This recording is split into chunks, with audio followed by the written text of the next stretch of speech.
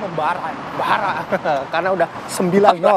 Kalau Rify tadi bilang melindas, menggilas, apapun lah istilahnya itu, tapi setidaknya ya pecinta sepak bola Indonesia kemarin sangat bangga dengan penampilan timnas U23 ketika menghajar Cina Taipei dengan angka 9-0. Nah, kita lihat dulu ya kemarin itu ketika pertandingan 9-0 di kualifikasi Piala Asia U23. Nah, Indonesia ini sudah membuka keunggulan di menit kedua. Adalah Marcelino Ferdinand yang menjebol gawang Cina Taipei lewat tendangan bebas. Pesta gol Indonesia ditutup oleh 2 gol terakhir yang dilesakan oleh Hoki Caraka dan juga Pratama Arhan.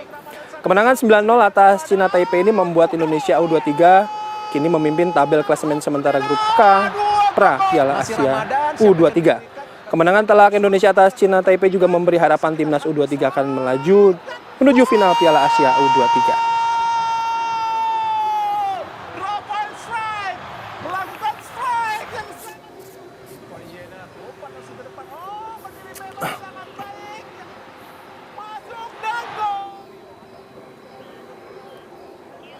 Nah, itu dia tadi cuplikannya kemenangan timnas U23 Indonesia atas Cina Taipei dengan skor 9-0. Kita akan bahas lebih lanjut bagaimana peluang timnas U23 di Piala Asia kali ini bersama narasumber saya. Sudah pagi-pagi hadir, saya undang ke GBK.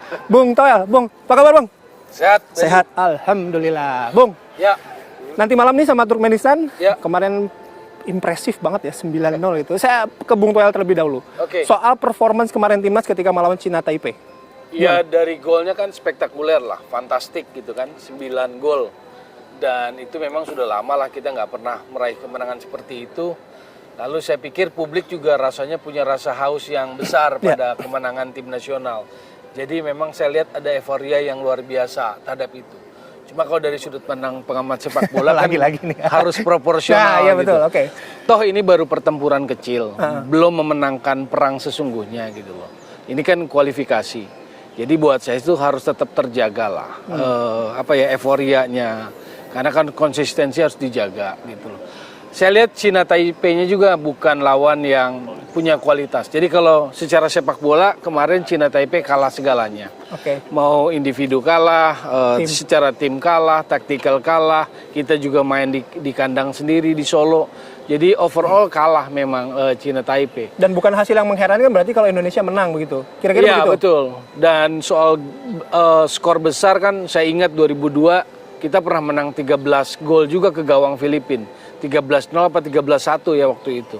Tapi kan nggak jadi apa-apa juga wong pada perjalanan itunya nggak jadi juara. Jadi peperangannya nggak dimenangkan, hanya pertempuran kecilnya aja waktu itu. Artinya apa?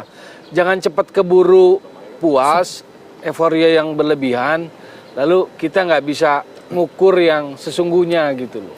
Oke. Nah itu kita soal Cina Taipei ya. Betul perjalanannya masih sangat panjang ya Bang. Betul. Ini ada 11 grup kan fase kan? Baru fase gitu. Nah, hadangan berikutnya atau rintangan berikutnya adalah soal Turkmenistan ini nanti malam. Kualitas jelas berbeda dengan Cina Taipei gitu. Bagaimana Indonesia kalau di head to head kan kondisi saat ini dengan Turkmenistan Bang? Saat ini saya lihat peluangnya juga masih punya peluang untuk menang. Faktornya lebih kepada materi yang sekarang memang komplit lah. Di semua lini materi pemain kita komplit, tinggal taktikalnya aja.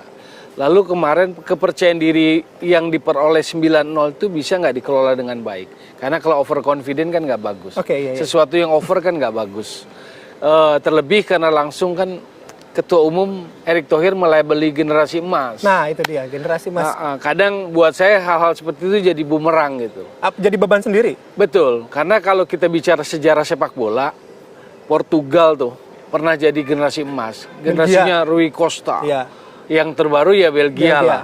Kan di ujungnya nggak dapet tuh. Di seniornya nggak maksimal gitu loh.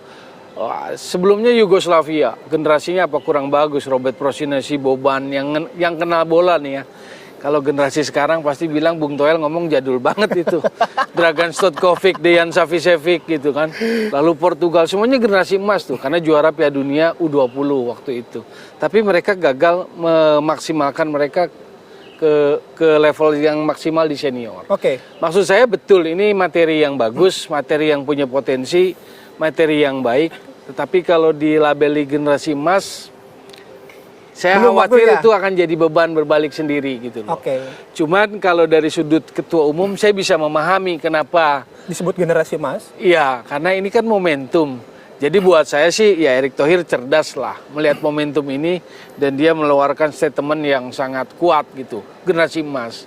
Tapi dari sisi sepak bola itu beresiko, itu aja. Ekspektasi dari generasi emas itu tentu kan prestasi yang sangat maksimal begitu ya. Tapi setidaknya di U23 ini apa yang bisa setidaknya gini, karena perjalanannya masih panjang di Qatar, masih tahun depan kan Bang gitu. Tapi kan mungkin pengembangan kemudian tujuan tidak hanya berhenti di 2024. Pasti akan ada step lebih jauh lagi.